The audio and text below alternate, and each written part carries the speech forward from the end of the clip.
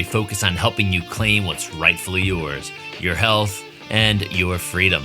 We explore the three main areas of health: the physical realm, the biochemical realm, and the mental and emotional realm.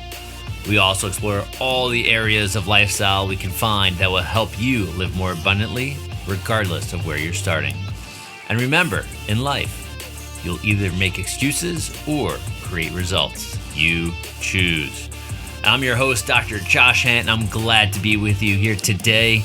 Make sure to head on down to the show notes and click on the link to join our tribe of human-powered life heroes, where we'll update you on new shows, events, product launches, and so much more. Now, it's time to enjoy the show.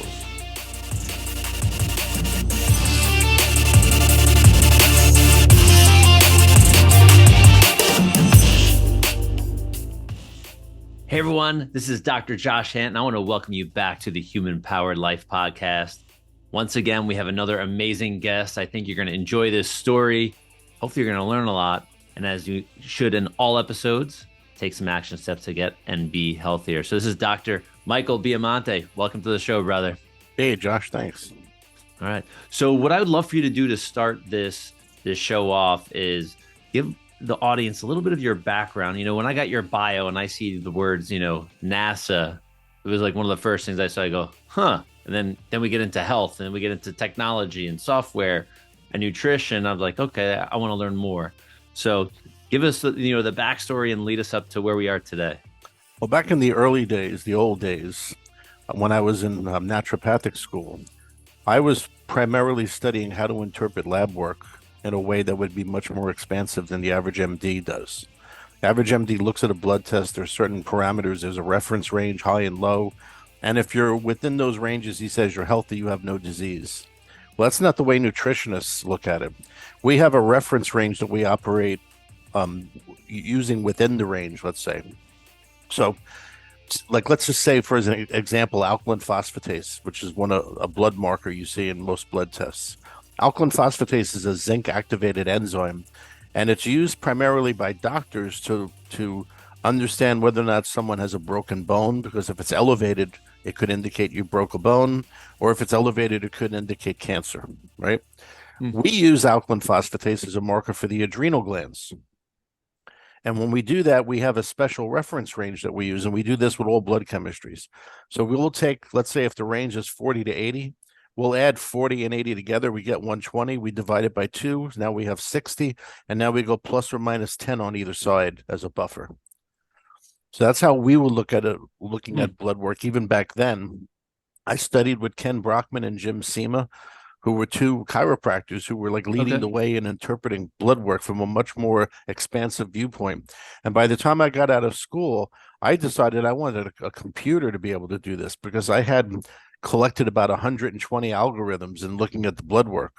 So an algorithm, in case people are unfamiliar with that term, it's sort of like a mathematical computation where you have two or more variables involved.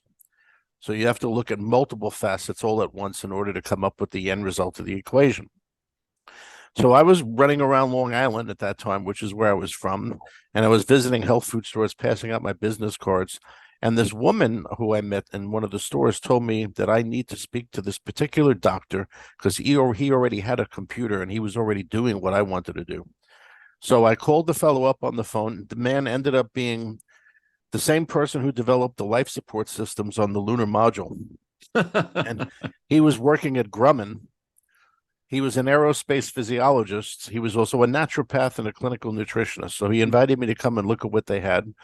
And I was pretty amazed, because he had a son who was working on his PhD in computer language.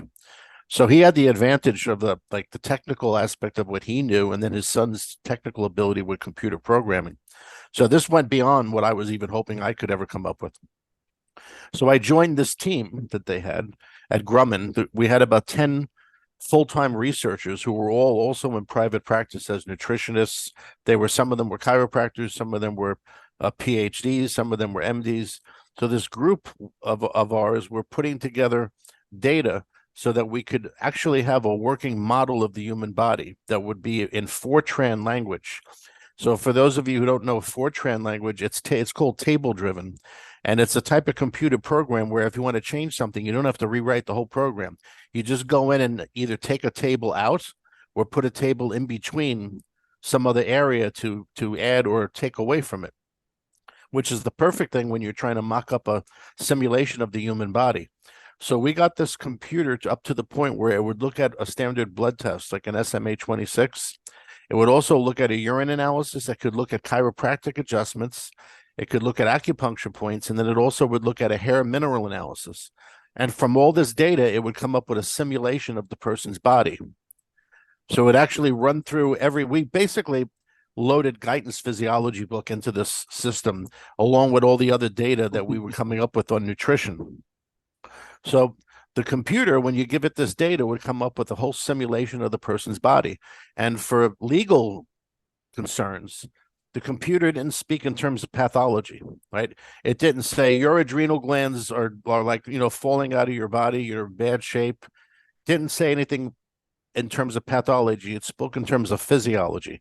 So it would say if someone's adrenals weren't functioning correctly, it would spot exactly why. It would say that there's not enough pantothenic acid in the adrenal cortex for these adrenal glands to manufacture glucocorticoid hormones or something to that effect. It didn't speak in terms of disease. It was speaking in terms of physiology. And that's so that we weren't accused of practicing medicine. That's wild. But it's also a better vantage point too. If you're talking physiology rather than disease, I think it's a better vantage point from an understanding viewpoint. So to make a long story short, this computer model was supposed to be used by the astronauts while they were in deep space station missions in order to determine what nutrients they needed to have in order to keep a positive nitrogen balance and to keep their calcium level. Because when you're in a weightless environment, you lose muscle mass and you lose calcium. That was the biggest concern that we had with the astronauts in the space station. Well, it turned out that we overran our budget and NASA cut us. So NASA went to Grumman and said, forget it, these guys are spending way too much money. And it was true. We were having nutritionists fly in from all over the world and just putting it on our expense account, putting them up in hotels and whatnot. And then they would stay for a week. They would give us all the data they had to add to the model, and then they went home. But that ended up costing like $2,000 or $3,000 per person back in those days. So we got cut, and we were sitting around a table after we just found out that we were cut, and our 8 years of work was finished. And one of the guys said, well, what do we do with this now? What do we do with the model? Because we assumed Grumman was going to want to keep it. And Grumman said, no. Grumman said, you guys did all this work. You guys keep it. Keep the model. NASA doesn't want it, so you keep it. So we took the model. We went into private practice, all of us, using the model. This is back in 1984, 85. So we were getting really good results, and we were having doctors send us their lab work so that we can run it through the computer and give them back an analysis on their patients. So the computer would give you like a 20-page report on the person's physiology, show you everything that was wrong.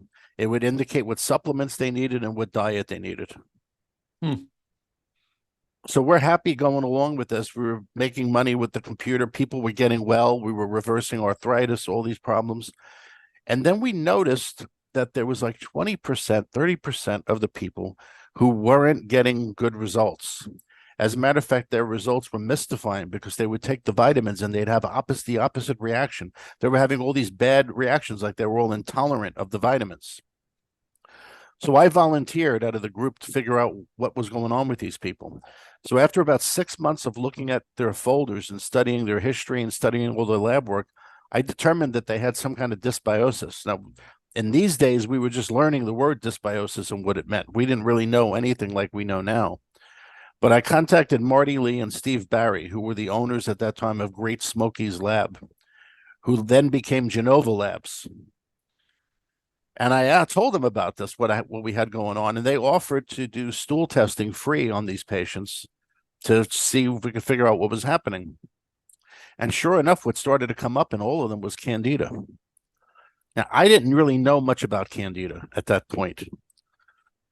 So to tell you how naive I was, I told these people, I said, well, you have Candida. Candida is this intestinal fungus that you have. It's like a yeast overgrowth. And it causes people to react strangely to vitamins or medications because when Candida mixes with the nutrients, it releases toxins and you feel sick. That's why you're not able to handle the vitamins. I said, go to your medical doctor, tell him you have Candida, and tell him, have him cure you, and then come back and we'll put you back on the program. Hey, we're giving you a short break here where you can head down to the show notes or lifestylelocker.com and join our tribe of human-powered life heroes. You'll be the first to know about new shows, events, product launches, affiliate specials, and more. And now, back to the show. The stories I heard after that point were, the doctor said there's no such thing as Candida. The doctor says everybody has Candida, all of this. So we didn't get anywhere. So then at that point, I happened to have been good friends with Robert Atkins and Ronald Hoffman, who at that point were the two main functional medical doctors in New York City. So I sent all these people to them, and they came back and they told me, well, this is much better. They said they understood what Candida was. They knew about it, and they put me on this drug called nystatin. And I felt better for the first 2 months, and then I wasn't feeling well again. And then they raised the dose higher, and I felt even worse. So I said, I have to figure this out. So I spent the next few years learning about Candida and figuring out the mysteries and the riddles of it, to the point where I developed my protocol, which is covered in my book, The Candida Chronicles. And why we call it The Candida Chronicles is because it's really chronicling my journey through figuring out Candida and figuring out all the different loose floorboards that you run into when you have Candida and all the mystery of it. And that's where we are now. That's what brings us up to today. And my practice specializes in handling people with Candida. And we have a very defined protocol that's evolved over the last 30 years that's very specific. We've added to it and expanded it when we get new data. But essentially, it's a very comprehensive protocol which handles every aspect of the person having Candida. We have basically 5 different steps in the treatment, and each step addresses the Candida at a different stage of growth, leading up to putting the person's probiotics back or getting leaky gut handled if that's their case. Then we go into the stages more where we use the computer software, and the first thing we're dealing with, once we have the person's probiotics back intact, we're dealing with toxicity, because chemical and metal toxicities are things that trigger Candida.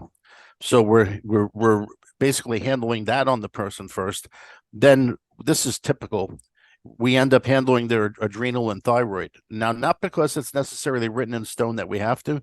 It's because just about every Candida patient you run into who has Candida chronically will have their adrenal and thyroid totally off mark. So let me ask you a question. So in the journey going, finding out and learning about Candida, you're still using your technology with these patients, from that you helped develop, and I'm sure has that evolved as well? Oh yeah, tremendous. Okay. Yeah. So we're doing that. You have, I imagine you're doing blood work because we're using that with the technology. What other types of tests are you doing to one, identify that it is a Candida issue? Yeah. Right. Like that would be the first. And then, bring us down like a path of a patient. Like what would some symptoms, what would they come to you for? Guessing they may have that. Typically the person, because I'm on so many podcasts and because I've personally done over 70 of my own that are on my website, people will hear the podcasts and they'll recognize the symptoms, and then they end up coming to me, or they're referred by somebody else. Okay. That's typically how they find me nowadays. But the symptoms of Candida are very interesting because they're very disrelated. Like Candida begins with the person being fatigued and tired, and then it evolves to having cognitive problems, not memory loss. They walk into a room and they say, why am I in this room? They forget people's names. Then they start noticing digestive issues. They get constipated. They have bloating. They have gas. Then they might start having skin problems, eczema, psoriasis, etc. They could develop asthma. They start having food allergies. Then the key thing happens. They start developing chemical intolerance. They're no longer able to be around somebody who has perfume or cologne on. They can't handle cigarette smoke. They can't handle the smell of cleaning solutions like bleach and other typical cleaners that are used. That's where the person usually has now become overwhelmed by the Candida. They've usually, at that point, developed leaky gut syndrome, which is where the Candida damages your intestinal tract and makes it porous, so that things going through your bloodstream that normally would be prevented from entering your blood, I'm sorry, things going through your intestines that would normally be prevented from going into your bloodstream are able to leak in. And this basically overloads your detox system, your liver, your spleen, your lymphatic system become overloaded. And now the person is what we call a universal reactor at that point. They're just reacting to everything universally. Interesting. And is there, if someone's experiencing, because I know it's a long road, right? It sounds like that people may go on, and I guess different levels of, I don't know, infestation. The Yes. easier way for me to think about it. Yeah. With that going on, is there like either a home test that someone can check, like just to get an idea? Okay, I have something going on now. I know now I need to find a Dr. Michael Biamonte. Or is there something they can do before they jump? There's a couple of things they can do. There's a test that's evolved over the last few years that is a little hoogie doogie in a way, but it does give you some kind of result. It's basically you spit into a glass of water and you watch the formation of the spit in water. And this has been pushed as a test for Candida, a home test, because if the spittle in the water develops legs and starts to look really weird and gooey, people are saying that's Candida. It's actually not Candida. It's dysbiosis someone has when they have that kind of reaction with their saliva and water. Okay. But someone could do that, and that would be a hint. They could also go online and look for different stool tests, which you can do. Nowadays, there's lots of internet sites that will sell you a stool test that you can do that's of the DNA variety. This is like the latest technology with stool tests, is that instead of doing the traditional culture and microscopic study, they run DNA studies on your stool to look for the DNA of all bacteria, of all microorganisms there. You can do one of those and you can find that you have Candida in that way. But there's just one thing I want to warn people on. The DNA tests are not 100%. What is 100% is if you do, and this is something we proved back in the days when we were working with Great Smokies Labs, if you do a stool test and you're found to be absent in normal flora, it would automatically serve as a diagnosis for Candida, because it's the normal flora that prevents Candida growth. And the normal flora is much easier to find in the stool test than Candida is, because Candida doesn't grow in a uniform manner in your stool. It grows in a very splotchy, blotty kind of formation. But the bacteria in your intestinal tract grows just like moss going up a building. It's very uniform in how it's covered.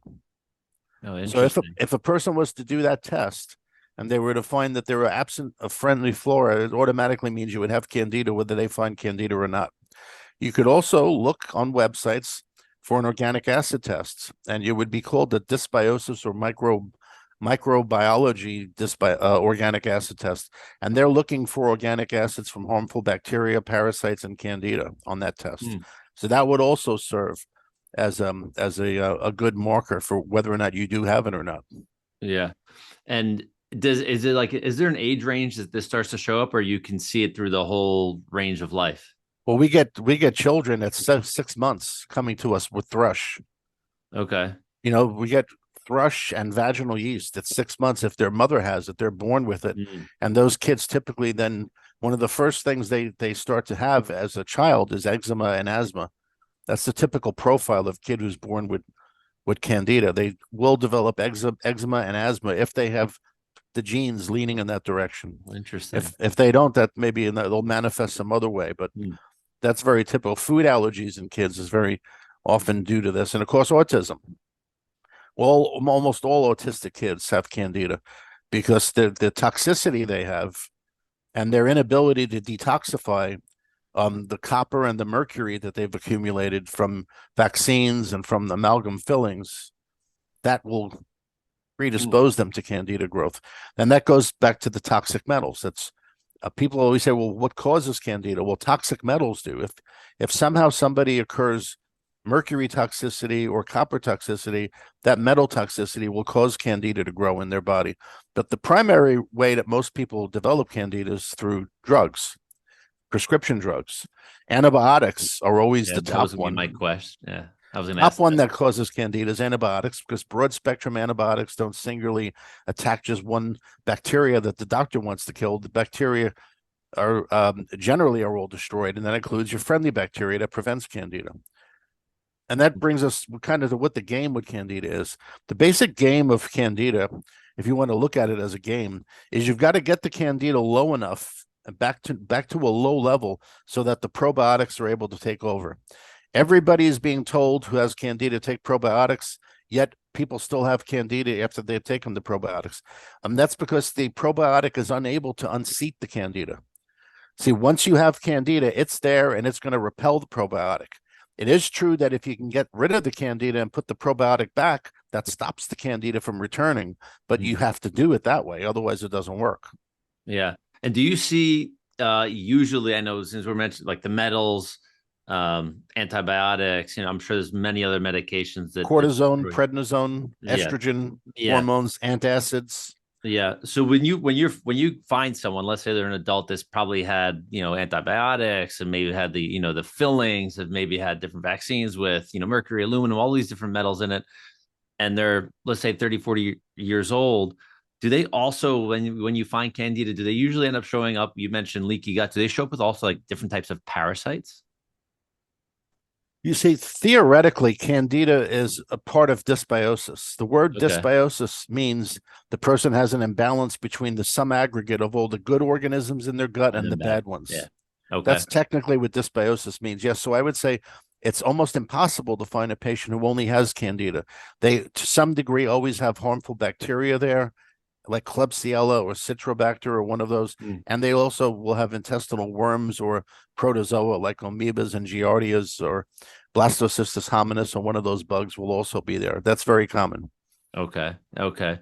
I'm trying to think because this is interesting. It seems like can be like an underlying and well, I guess there's one question. I'm just thinking of people I know and patients in my practice. And is it also common that people will have a hard time maybe even losing weight? Yes, that's actually one of the symptoms of candida, and it's because of candida's effect on your thyroid. What's really interesting is if you look at I have three principal websites. I have health-truth.com. I have the New York City Candida Doctor, and I have another website that's called the New York City Thyroid Doctor. And the reason why I have a website that specializes in thyroid, because thyroid is one of the major things that candida affects. And it affects it in a unique way, not typical to your average thyroid patient. So because of that, the person with candida usually doesn't lose weight very well. I'll give you an example. There was a young lady who came to us quite a while ago who had been on Atkins for months and months and months, and she wasn't losing an ounce on Atkins. We tested her, and amongst the things we found, she had candida pretty bad. So we didn't change her diet. We left her doing Atkins, but we just put her on our program to eliminate the candida. And from taking the things that she was doing on my program that were the different supplements to get rid of candida, she started losing weight like a normal person would on Atkins. Yeah, no, that makes a lot of sense. I see patients that have tried, the ketogenic diet, that have tried paleo, that have done different variations of different things. And like, doc, I think I'm gaining weight when I'm doing the healthy thing versus eating the crap I was eating before. Actually, in Dr. Atkins' book, I think even in one of his first books, he said in the book that there's two things that will prevent my diet from working in somebody. One is low thyroid, the other is candida. Huh, there you go. That's back in the 80s. Yeah. That's interesting. So you mentioned the websites, you mentioned the book. Can people find you on social media as well? Oh yeah, we're on Instagram, we're on Facebook. They can find us easily there. Okay. So what I want to do, I want to pause for a second. I want to jump back into the video portion. But is there anything else you think that we missed that that our audience needs to know just in this audio section? Yeah, I would say if someone has poor health, and they particularly have some of the symptoms I mentioned earlier that come about chronologically, this is what I invite them to do. Sit down with a piece of paper and a pencil and find sort of like make a long line that's your whole life from the beginning, from when you were born to where you are now. So I want them to put together a timeline, and I want them to start marking when certain symptoms began, and then see if right before those symptoms began, you were on antibiotics for acne or antibiotics for some situation. You were on some kind of steroid or cortisone, prednisone. You started taking antacid pills or something that would disturb your intestinal flora. They may need to look that up, but I just gave them right now some of the major reasons why. Right there, antibiotics, steroids, antacids. It could even be something like they went away for the summer and they were in a chlorinated pool for a lot of the summer, and that chlorinated water they ingested would kill their flora. They didn't have to go there and drink it with a cup. I mean, just being in the water every day and you just absorbing it through your skin could kill your flora. So if you can map out a timeline of where these symptoms developed, and if you can find you were in a car accident, so you're in the hospital, they gave you antibiotics, and now after that you were tired, you started having memory problems, you started getting bloating and gas, you put together a timeline of this, and this could lead them to, on their own, deduce they have Candida. Then they can go ahead and get tested and find out if they do or not. I mean, that's such a great thing. It's, it's like telling someone to do a food diary, but now we have like this long timeline, and I think that's very beneficial. I would bet, if whoever's listening, if you have parents that are still alive, depending on how old you are, they could tell you, oh yeah, when you were born, you were on antibiotics at 6 months old. Then we had an ear infection, we put you on at 2 years old, and then when we go, holy cow, you've had how many doses of this in your life, and no wonder your digestive tract is destroyed. And then there's also where you live, you see, because where you live, you can end up with sick building syndrome. They could have lived in a building or worked in a building that was really contaminated with mold, and or the building might have had old copper plumbing. So if someone suspects this, you look at your drain and you see if the drain is stained green. If your drain is stained green, it means that there's copper leaching out of the water, which is reacting with the drain. If it's stained orange, it means there's iron leaching out of your water, which is there. And your ingestion of copper and iron would also be something that would predispose you or cause Candida. Well, there you go. There you go. And yeah, we had a whole show on mold toxicity with the gotmold.com guys. So our audience definitely is paid attention. Let me add one thing to that, which is interesting. I'm sure he would agree because he has experience with this. When you go into a house, a mold house with different people living there, as you interview the people, you're going to find that not everybody is being affected the same way. Yep, he did mention that. You're going to find there's one person or two people there who are far more symptomatic than everyone else. And those people that are far more symptomatic are the ones who have chronic Candida. Oh, interesting. Okay. We didn't get there, but yeah, I mean, it makes sense, right? It's a fungal overgrowth, right? Right. So that's wild. So everybody, this is the genius behind Candida here, right? So we have an expert. So for everybody that wants to connect, we'll have all his details in the show notes, his social links, all of the above. Website, very easy to get to. I mean, you plug his name into the Google machine and you'll find him for sure. One of those 3 websites, I'm sure, will pop up. So Dr. Michael Biamonte, and this has been a lot of fun. I learned a whole lot. I'm actually excited to learn more and dive a little bit deeper into this topic, since it's not something that regularly comes up in front of my face.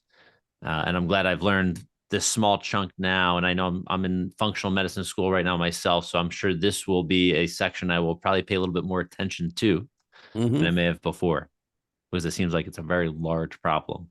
There are the 2 greatest, I would say, problems that we have, which go undetected and undiagnosed, are probably toxic metals and something like Candida.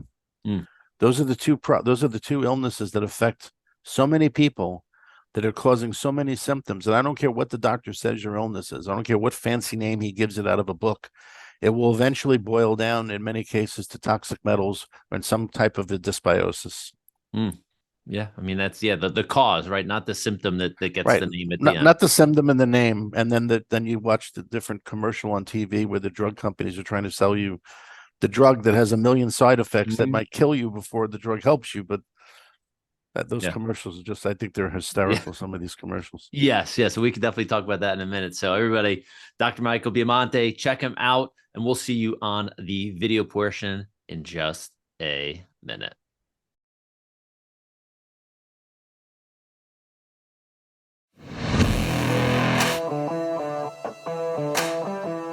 Thank you for tuning into this episode of the Human Powered Life podcast. Make sure to head over to lifestyledoctor.com to check out all the details on the show and to watch part 2 of this episode, which is only in video format. We also have this audio portion in video format if you want. Once again, I'm your host, Dr. Josh Hant, for the Human Powered Life podcast, and I'm looking forward to staying connected with you as a Human Powered Life hero. Remember to join the tribe, and we'll see you soon. Bye-bye.